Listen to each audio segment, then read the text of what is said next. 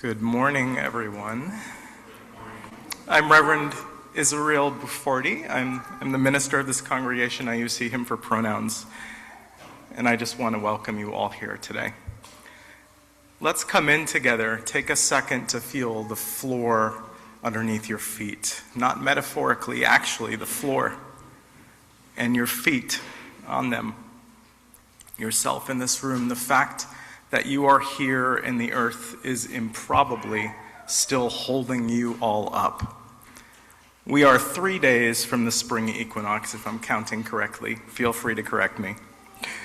The light is coming back, not because we earned it, but because that is precisely what light is meant to do. This morning's service is entitled Pomegranate Seeds, or the Stain That Never Came Out. And I'm going to tell you about some teachers who ruined me in the best possible way. I'm going to tell you about the oldest stories and why they went underground and what they bring back up. And I'm going to also tell you about a Christmas shirt that a Martha Stewart lookalike tried her best to save. You'll find out more later. If you want to come in more fully by saying good morning to someone near you, now is the time. And if a nod is all you've got to offer, that's plenty. Know you're here together.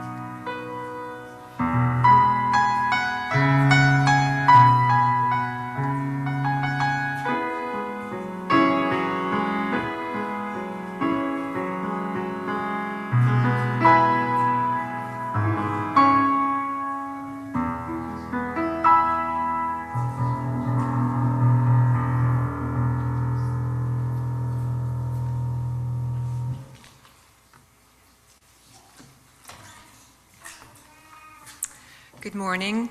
I'm Martha Ketteridge, your worship associate this morning.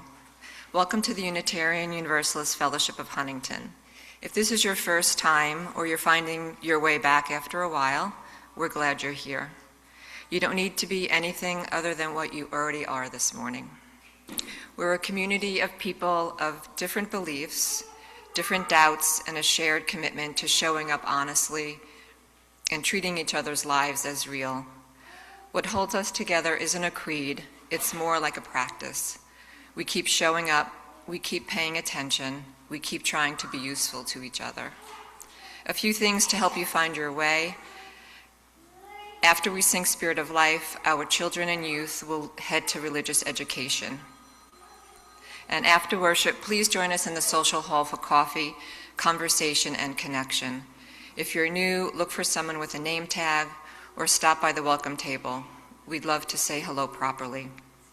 And there are a few other things to look for in the social hall after the service today. The UUFH Seder will be here at the Fellowship Friday, April 3rd. It will be a traditional Seder with food, music, and friendship. Registration is required. However, there have been a few important changes, so please see details in this week's flash, or you can see Shelley Lauer-Bader or Terry Donaldson at the membership table. We also received an invitation to join the Stony Brook Fellowship at their potluck Seder on Saturday, April 4th. And you can speak the same with Terry Donaldson or Shelley Lauer-Bader after the fellowship, after the service in the social hall for more information. And details will be in next week's flash for both options. And in 5 short weeks, on April 18th, the auction gala will be here. You can start entering your offerings online. If you need some creative ideas, the auction committee will be in the social hall after the service and are happy to offer some inspiration. And after today's service at 12 in the main hall here, there will be a UUFH bylaws forum. The bylaws are the foundation of our fellowship and are changed through congregational vote. This year, the team is reviewing Article 4, the Board of Trustees. There will be an additional Zoom meeting March 24th if you're unable to attend today. And if you have any questions, you can contact Laura Otten, who's here. And one more thing before we light the chalice. We've been in stewardship season, which means we've been asking people who call this place home to share why they show up and why they give.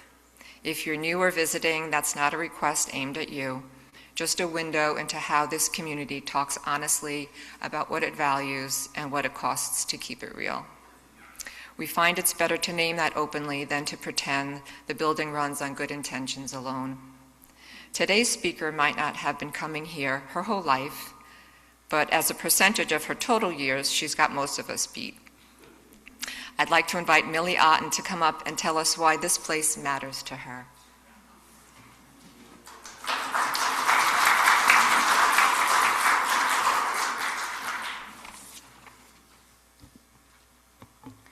Good morning. My name is Millie Otten, and my pronouns are she, her. Our family started attending when services were still virtual during the pandemic. But the first time I came in person, the people greeted us like we've been coming here for years. It was the flower service, and we didn't know that, but our people brought us flowers and shared with us. The fellowship is important to me because I can be myself with no one to judge me. It's a community coming together, and there are a lot of nice people. One of the things I love to do is to go to the Grow to Give garden and to grow the food and donate it. I look forward to RE because my friends are there and my teachers are really nice, and we do fun crafts and games and read really cool stories. I also love the potluck because it is so cool to go there, and there's a new thing each time, and sometimes we bake stuff for potluck. It's fun. One of my favorite things to do is to march in the Pride Parade because it's saying everyone is equal. The auction gala is such a fun way to make money for the fellowship. When you buy a raffle ticket, there's so much anticipation to see if you won. Every year we host an event with Sue and Shell called Pies in the Sky. My brother Whit and I decorate the pie boxes, and we have a lot of fun hanging out with our fellowship friends. I also like services on Sunday, especially when the choir sings. And I really like that because everyone needs some cheer in their day. Please support the fellowship with your pledge because this stuff doesn't just happen. Things cost money to do it, like getting supplies for RE, seeds for the Grow to Give garden, and to throw parties and galas. I really love the fellowship. It's my home away from home. Thank you.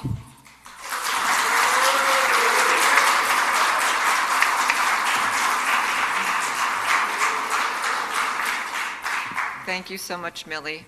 And this is exactly why we do what we do here. Thank you.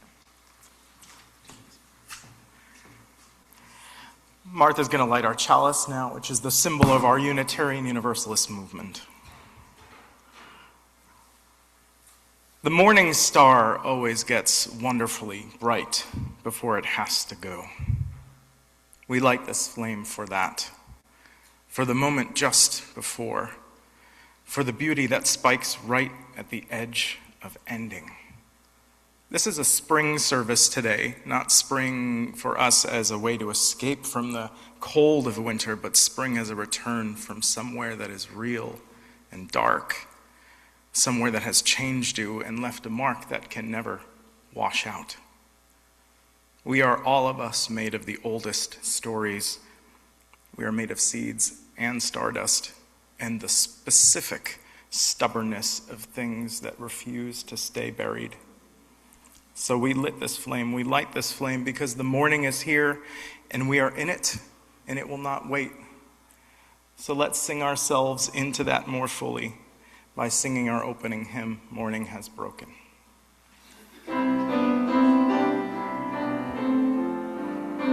You can sit or stand.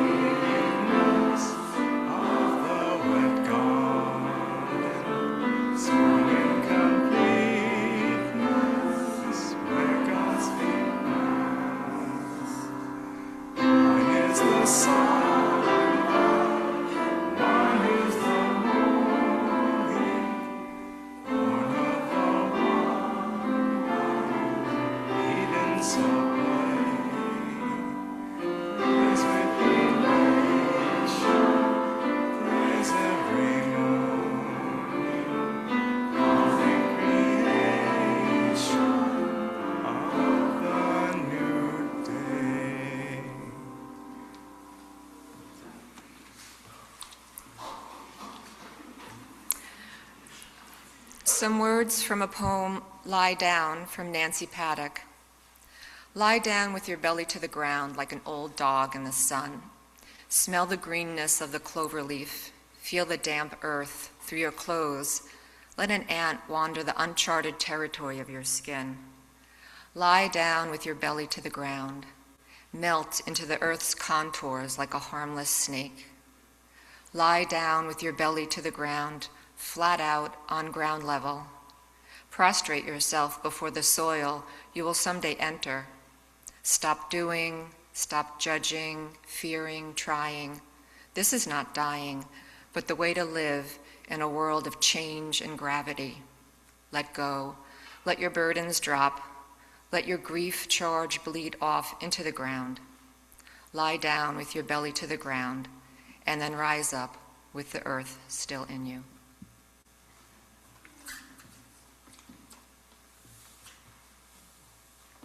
We lie down with our belly to the ground and rise up with the earth still in us to remind ourselves where we come from and what we are connected to. That is what this time together is for, in a sense. Not to fix our problems or our grief, or to sort our experiences into categories of good and bad, or to perform our sense of holiness, but just to let what is real be real in the room together. In this room full of community. When you came in here, you should have gotten an index card, and if you didn't, you can raise your hand and we can bring you one. Those cards are an invitation for you to share your joys and sorrows and complex truths with the community if you want them read aloud. An invitation to write today, if you feel moved, is this. What are you carrying underground in this transition from winter to spring right now? And what are you trying to bring back up to see sprung up to grow with you? It could be a grief. It could be a joy that you haven't let yourself say out loud yet. It could be something you went through that marked you and you're still figuring out what that means. So if you wish to write it down, or something else even that I haven't named, because everyone's story is complex in their own way, to write it down and to bring it forward and to give it to our pastoral care associate. Where are you today? There you are. It's Nancy Wilco for us today, who will receive it from you, the community, and I will read it aloud if you like. If coming forward isn't possible, doesn't work for you today, you can let us know and we'll come get it. And if words, all of these words are too much, you can just come up and light a candle. Anyone is invited to light a candle. So as you're ready, you may come forward and bring those. And let community and the music hold you as you do.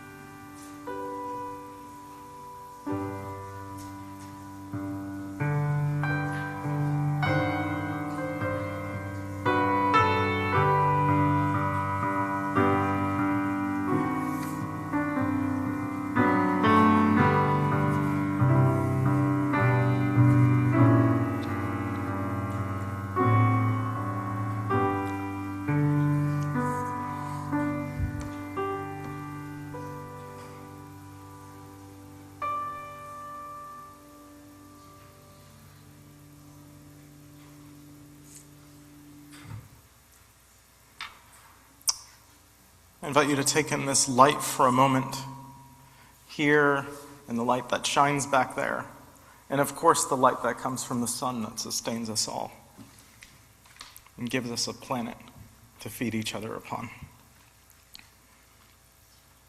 We hold that all, and we hold to what I have here in front of me, the words that have been offered to this room to be witnessed. Someone who is very proud of their son Luke, who will be playing clarinet in the Suffolk All-County Symphony Orchestra this evening. Hey.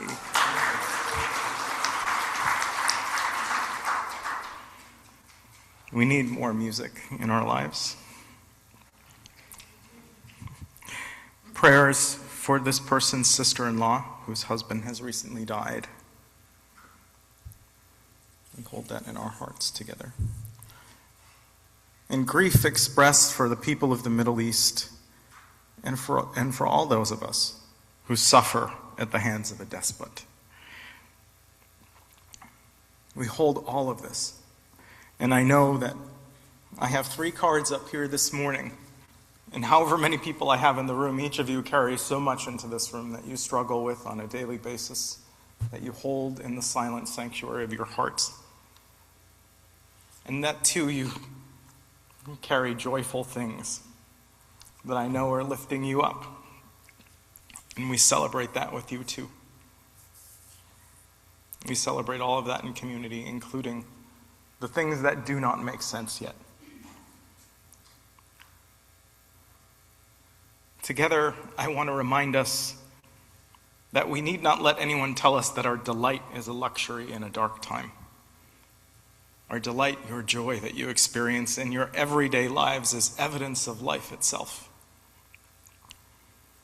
And the grief that we carry, some of it that is so specific that it has a name and a face in our minds. And of course, the things that do not have words yet. All of that is real. All of that lives within us. So for the people who came into this room carrying more than they're saying, and for the people beyond this room who have no room like this to hold it, for anyone in the middle of a descent right now, for whom the fog that we experience is not a metaphor, my prayer, the best one I can come up with for us this morning, is may we be useful for one another. May what is fragile find steady hands nearby to help. And may the ordinary things that all of us experience do the sacred work of reminding us of the stuff of life, so that our morning star doesn't have to wait till quite the end to be as bright as it could. Let's lift up our lives together right now by singing Spirit of Life.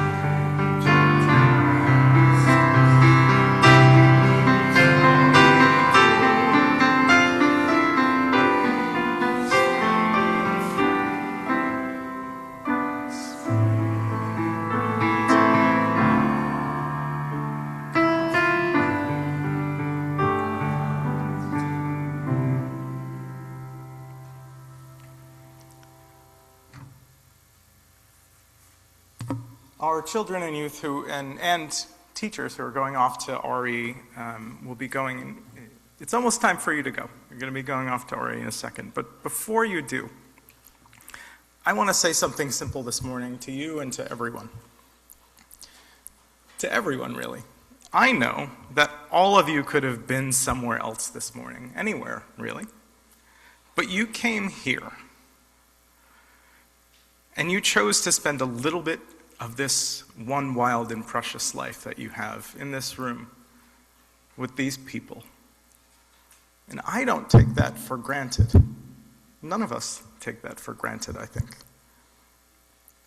And I think there's a reason that all of us show up here in this room, and it's this. And it comes from the show Bluey. How many of you know that show? Bluey is a cartoon Yeah, about a family of blue heeler dogs whose spirited energy teaches a lot of really amazing life lessons, not just for the kids, but for the parents too. That's the important part. Because there's a moment in the show, in one episode of the show, where one parent says to her kid, when asked for the answer to a question, admits that everyone is just trying to figure it out. This life thing that we all experience, even the grown-ups. That's why we're here. I think. All of us, kids and grown-ups and everyone in between, trying to figure it out together. And none of us have to do it alone. So, to those of you who are kids, who consider yourself kids, whatever that means, I know that your weeks are full. I know that you see the adults around you carrying something heavy lately. And even if nobody's fully explained to you exactly what it is, we see you seeing that. And we're not going to pretend that everything is okay in the world. But here's the other important part. We are not giving up. Not today, right? Right. All of us are here because we are too stubborn to stop showing up to the things that matter in our lives. And that stubbornness is an incredible form of love that we can offer to the world and to our kids. Our kids are watching us practice it. And that matters more than you know. So as our kids go to RE, we send them off with a simple blessing. You just say the line at the end, okay? And I want you all to know that you belong to this community, whether you're in this room or another one. May you learn and play and know that you're held in care here. And may you know, congregation, we send you with love. And we'll be here. We're not going anywhere.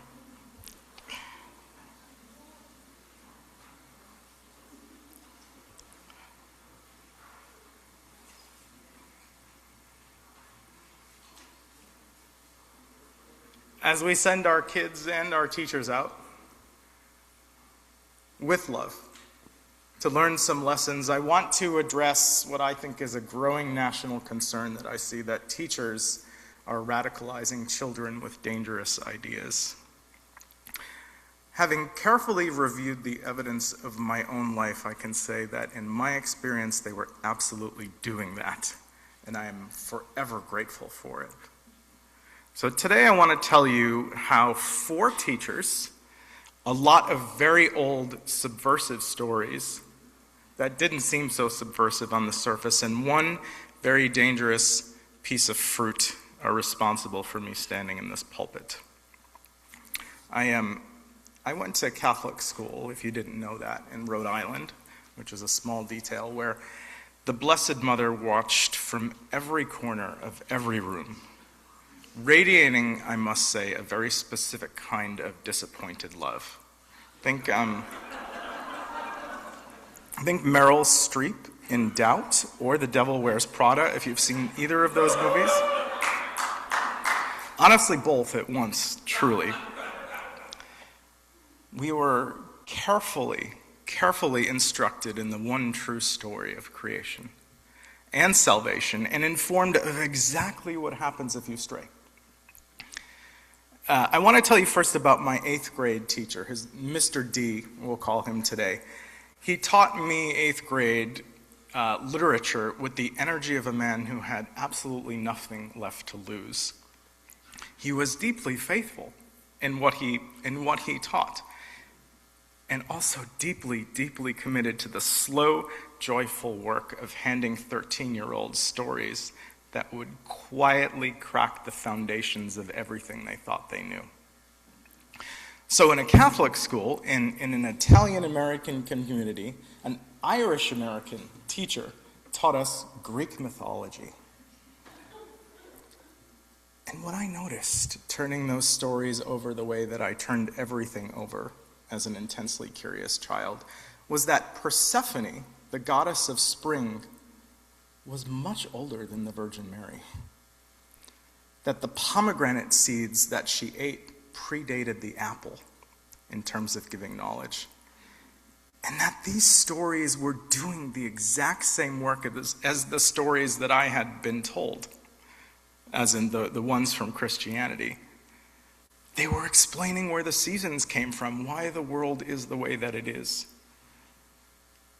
They were explaining why we grieve, how the world holds love and loss at the same time, except that they were there first.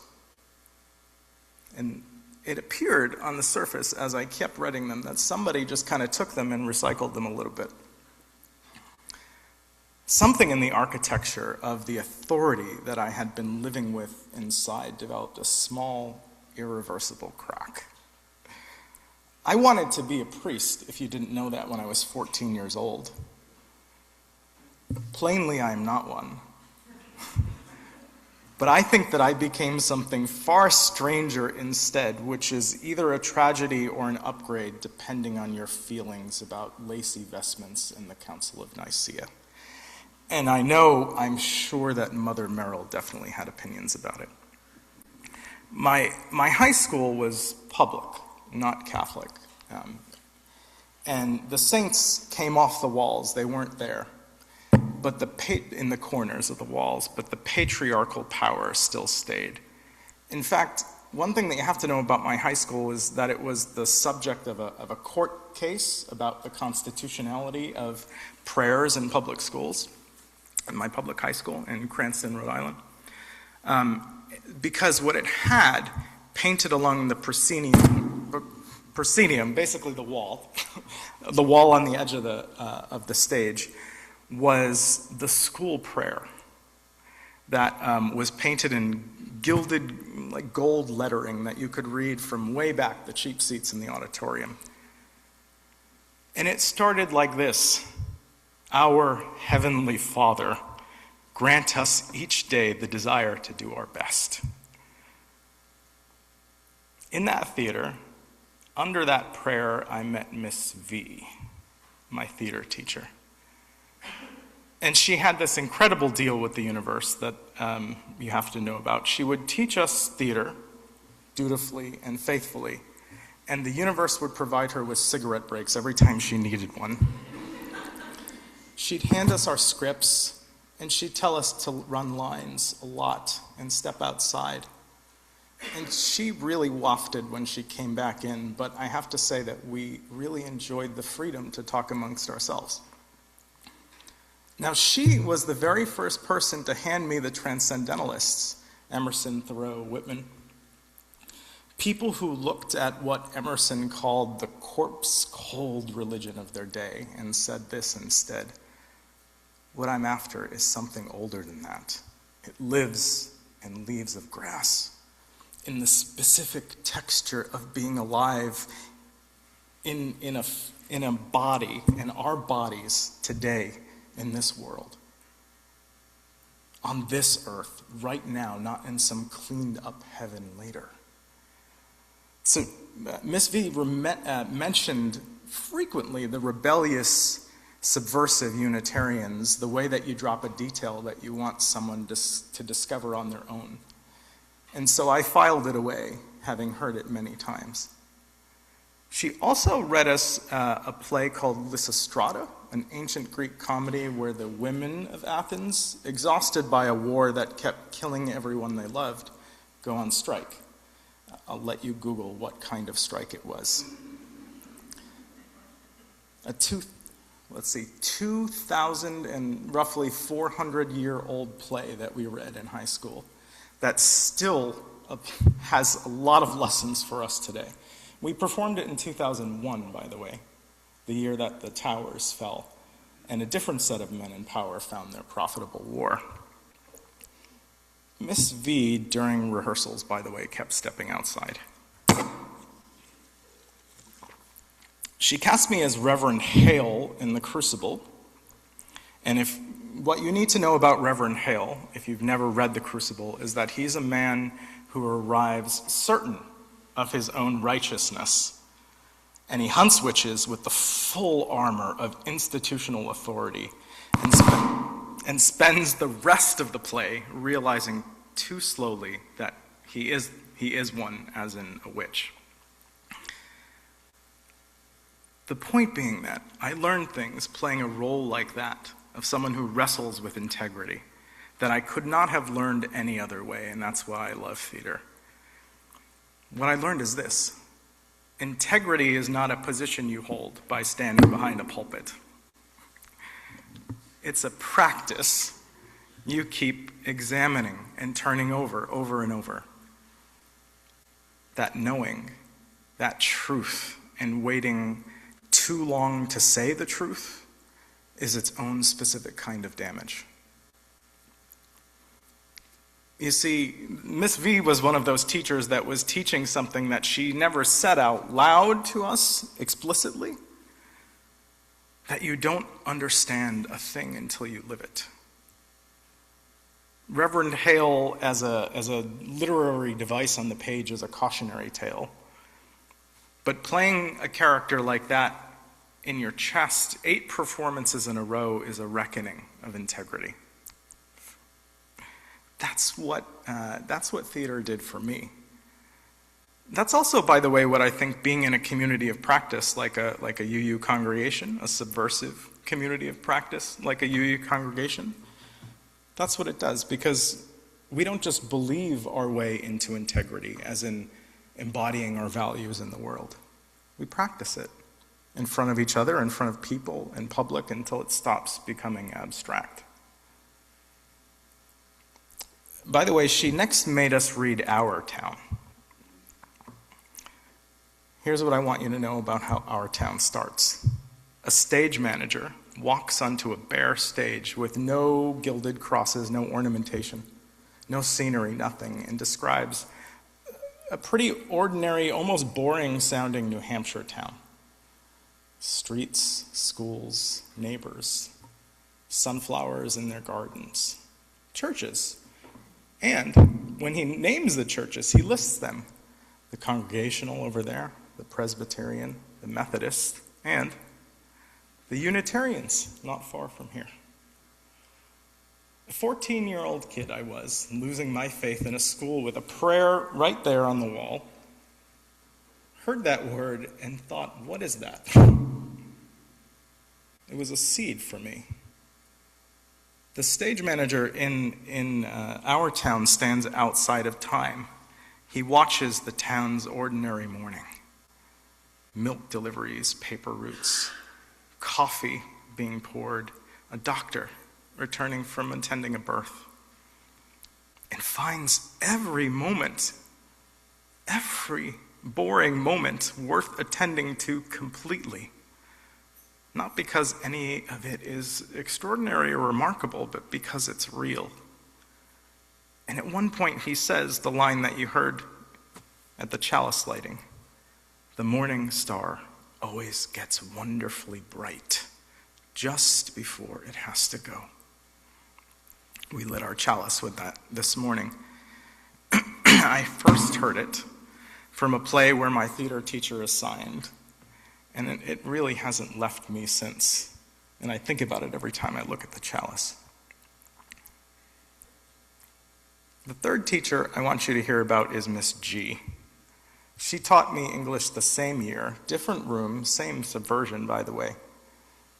She also made us read The Crucible again. And this isn't a book report, but this time is history, not drama. And she taught us about the stories that lied behind that play. A man named Roy Cohn, architect, if you don't know who this is, architect of mid-century witch hunts. One of the most vicious anti-gay crusaders of the 20th century. A closeted gay man who persecuted gay men his whole career and died of AIDS while denying it. And she laid it out with commentary and trusted us to connect the dots on our own. The picture those dots were painting, what it costs when you are so afraid of your own underground that you spend your whole life trying to bury everyone else inside of it. I note for us this morning that this applies to a remarkable number of men currently wearing very long red ties. Miss G was Buddhist, actually, and she helped me, a young queer kid, start a GSA, a Gay Straight Alliance, in a school where this was not obviously welcome. She didn't give a speech about it, she just showed up and helped us make a room where people could practice being who they are, much like this one. She had a word for that kind of a room as a Buddhist. She called it the Sangha, the community of practitioners. The people who keep showing up together until being who you are starts to feel not only possible but necessary. She also introduced me to a book called The Hitchhiker's Guide to the Galaxy, where a man wakes up to find that the Earth was demolished for a hyperspace bypass and escapes into a cosmos that is vast and indifferent, frequently absurd, and somehow worth exploring anyway. The meaning of life in this turns out to be 42, and nobody actually knows the question. Now, I still find this deeply comforting, and so comforting that I got it tattooed on my arm, by the way, at 19, which still feels like the right decision, even though I later covered it up. But there was something also really cool that I learned about this teacher that made me have a lot of respect for her. Has anyone ever heard of an art project called Noni? Anyone ever heard of that? No, okay, it's kind of obscure. And Noni, as in money, instead of money, Noni. So this is sort of a performance art meets creative counterfeiting scheme. So what it was an artist made these very intricately drawn printed banknotes. They look like banknotes, but they're very colorfully drawn. And it's basically a fake currency thing, but each currency has a zero denomination. So each banknote is worth only what the community decides together that it's worth. It's meant to be an exercise in getting people to think about how we exchange goods and services. I think about that a lot lately, and the reason that I'm telling us about this is that, especially now that I know that the first 2 days of the Iran war cost about $51 billion with a B dollars, somehow that's just a number that we're supposed to absorb, but it makes me really think about how we assign value to things.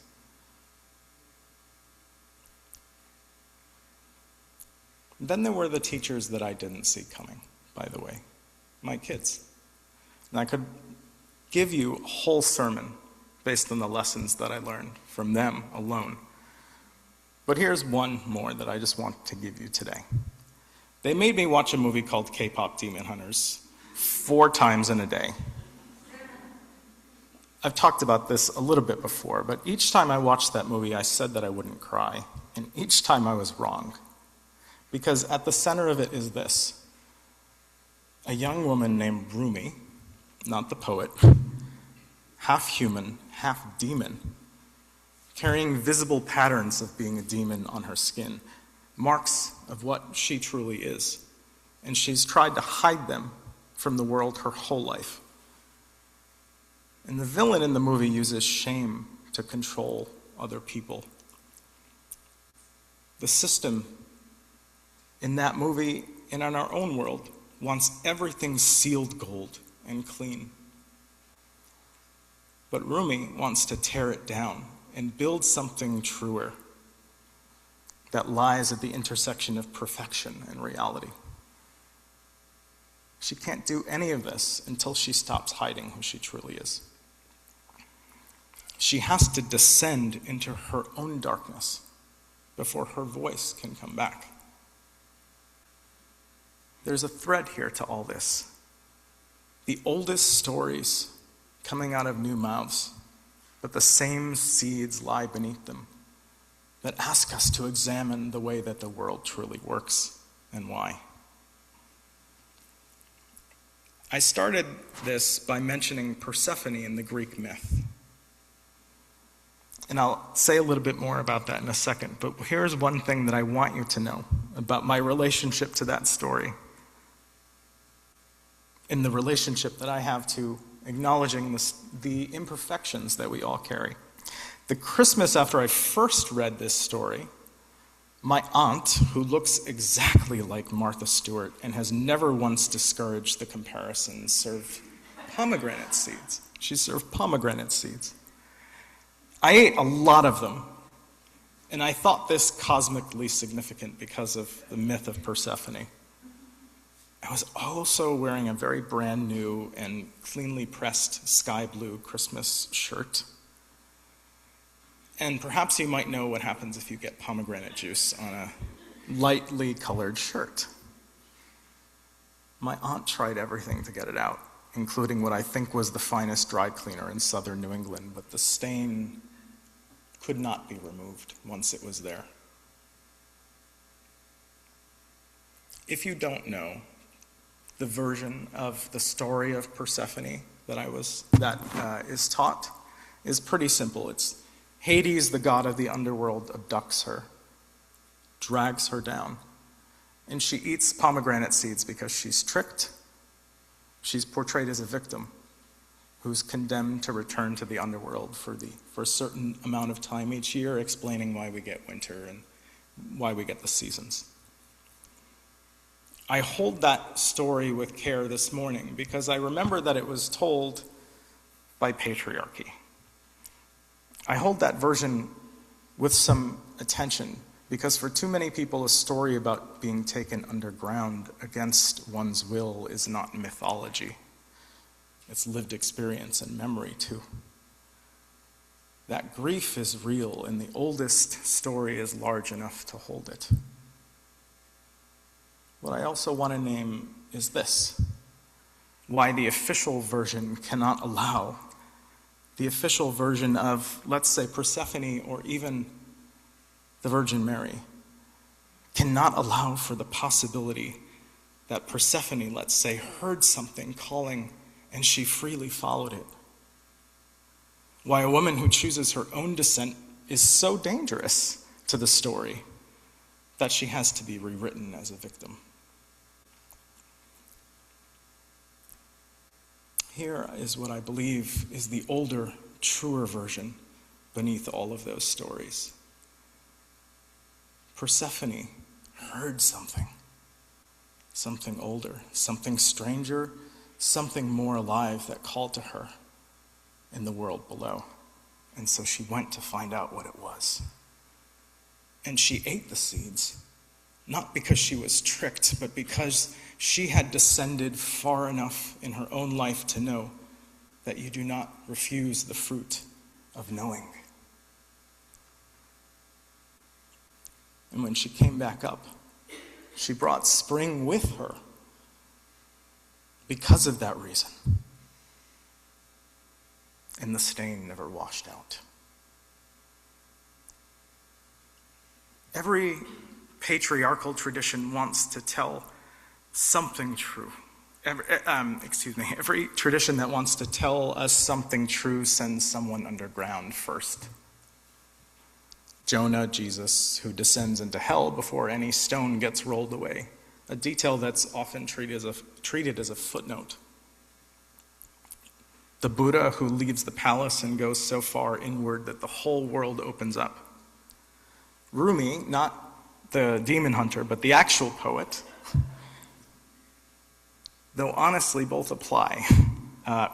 Rumi, the poet, wrote this about the reed crying from the riverbed, the reed bed from whence it was cut.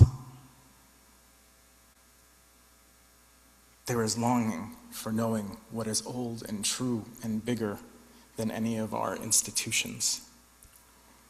The longing itself exists in that descent, I think, in going underneath and exploring what patriarchy has cemented over, has paved over. The wound is felt in the opening, in the reemerging. This old patriarchal story in its religious form, its civic form is current. In its current form today is very loud. It has always aimed us upward towards the top of the pyramid and asked the people holding up the pyramid to do their best, to do their best, like the Almighty Father prayer in my high school.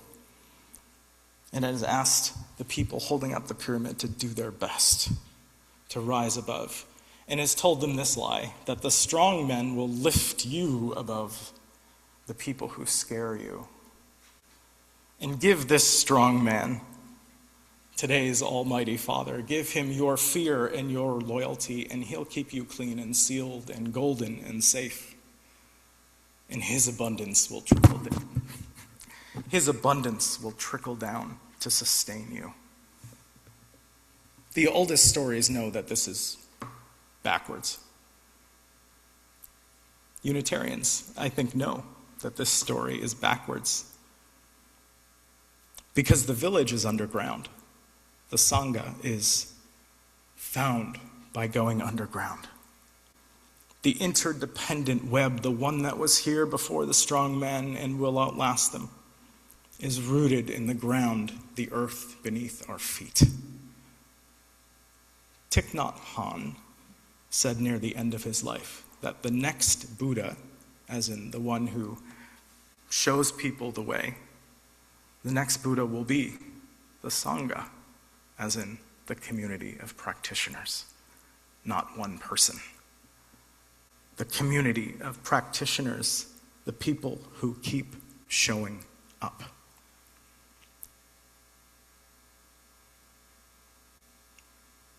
We're not a community of Christians explicitly, but sometimes I feel like as a country we keep waiting for a savior.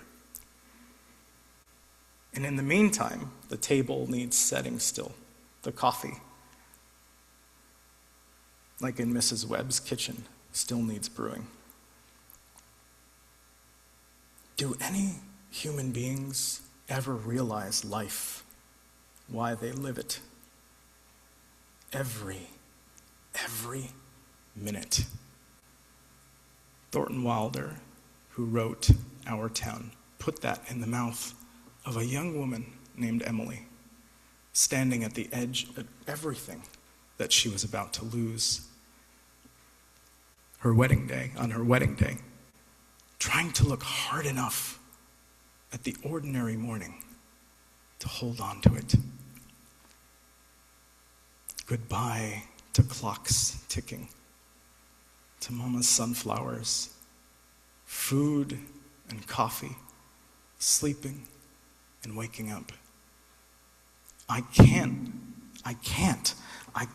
look at everything hard enough. This is the practice, to keep looking at everything. This is what all of them were handing to me, all of those teachers. Not a theology or a creed, just this. The Sangha, the practice of noticing together, of descending into the actual texture of life, and lying on the ground on the earth, instead of waiting to be lifted out of it. The Word itself made flesh again and again in ordinary rooms. Mr. D cracked the architecture for me. Miss V gave me the body, the morning star, and a word I had never heard before: Unitarian. Miss G gave me the Sangha, 42, and a currency backed by what we decide together. What we, the people, decide together is worth something. My kids, in the act of being a parent, showed me that the oldest stories are still going underground and coming back up with the spring. And here I am in this room with you, because the stain never came out. And honestly, good. because a life that leaves no mark is hardly really lived. For anyone in the middle of a descent right now, whatever that looks like for you, the seeds that you eat in the dark are the ones that will grow in the spring. Come back up when you're ready. We'll be here. The village needs us.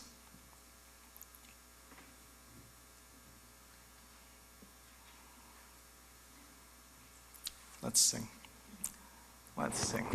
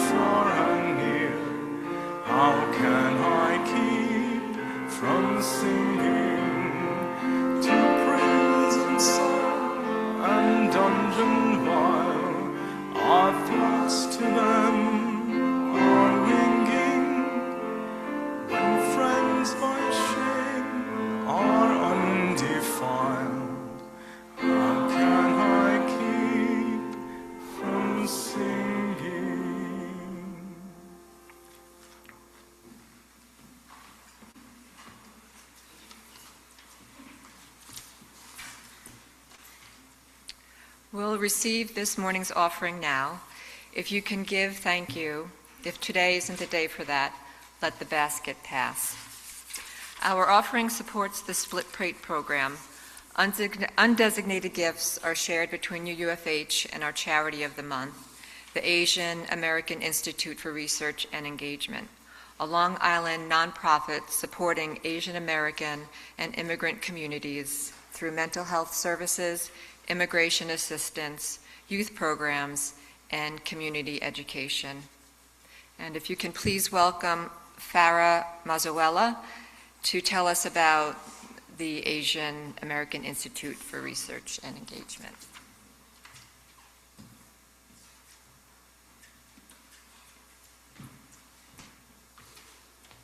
First off, I want to thank you for having me. That was an amazing sermon.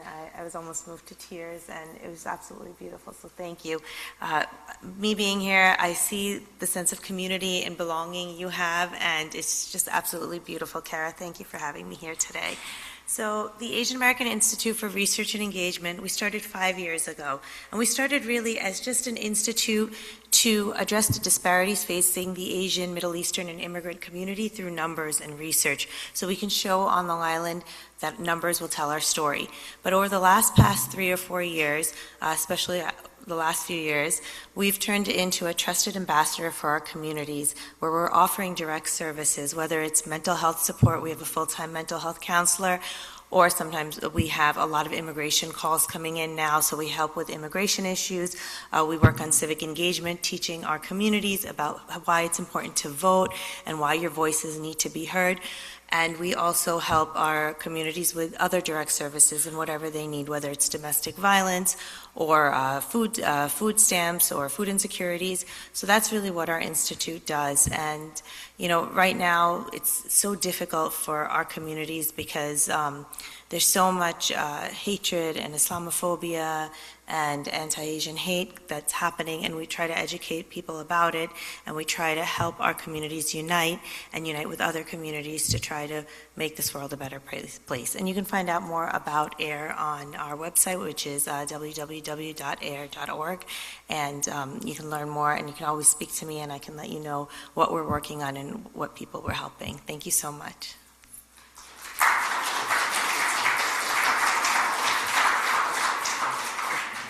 Thank you very much, Farah. Very important and meaningful organization. So you can give in the basket or electronically through Realm. Scan the QR code on the screen, text UUFH to 73256, or use the Realm app. The default fund is Sunday split plate, but you can adjust it using the drop-down menu. Thank you.